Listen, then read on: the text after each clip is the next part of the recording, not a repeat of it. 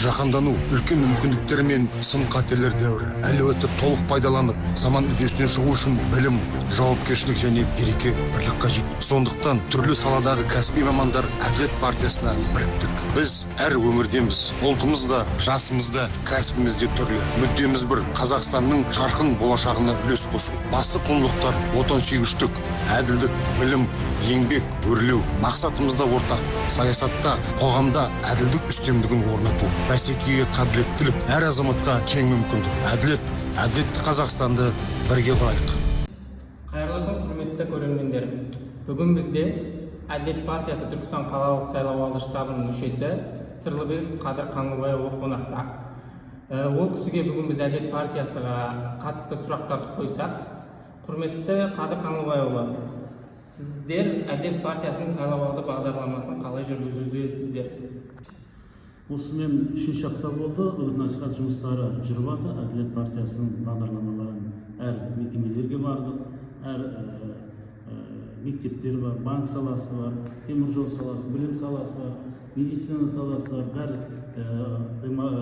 мекемелерге кіріп, бағдарламамен, Әділет партиясы бағдарламамен таныстырып, ол кері байланыстар болып жатыр, және ол кісілерді ұсыныстарын айтып жатыр, барлығын жазып алып, алда соны жұмыс істеуге қолға алып жатырмыз.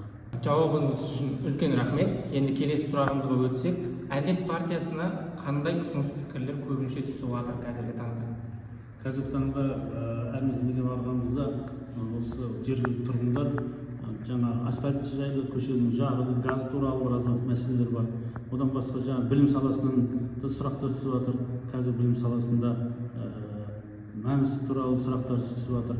Осы ұсыныстардың бәрін жазып алып, алдағы сол бағыт бағдарламамен жұмыс істеуге қадағдаймыз. Бізде қазір Әділет партиясына көптеген ұсыныс пікірлер түсіп жатқанын байқап жатырмыз. Сол сіздердің қазіргі агитация жүргізіп жатқан штаб мүшелерінің саны қанша? Сол туралы мәлімет берсеңіз. Бізде үгіт-насихатымен 20 мүшеміз бар. Осы Әділет партиясының бағдарламасын таныстыру мәселесінде. Ол жерде бәр саладан бар. Медицина саласынан, білім саласынан, банк саласынан, темір жол саласы болсын, басқа ғылыми салалардан барлығынан бар. Сол әрқайсысы өз тарапынан таныстыру жұмыстарын жүргізіп жатыр. Көптеген сала мамандармен қамтылғаны көрініп тұр. Енді сізге қоятын сұрағымыз, осы Әділет партиясын не үшін таңдауға кеңес бересіз? Өз ой пікіріңізбен бөліссеңіз. Бұл жерде цифризация, жаңағы жастарды қолдау, көбінесе қолдап отыр. Қазір өндіріс саласында, оқу саласында, кәсіптік техника саласында өндіріспен ұштастырып, жыл сайын 45 мың адам жұмысқа қамтып отыр жастарды. Жастарға көптеген мүмкіндіктер берген. Сол жағынан мен қолдап отырмын.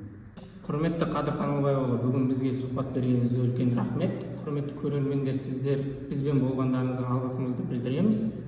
Сіздерге де рахмет. Рахмет барлықтары көрермендер. Алдағы 23 тамыз күні болатын құрылтай сайлауына барлықтарыңыз қатысып, Әділет партиясына дауыс берулеріңізді сұраймыз.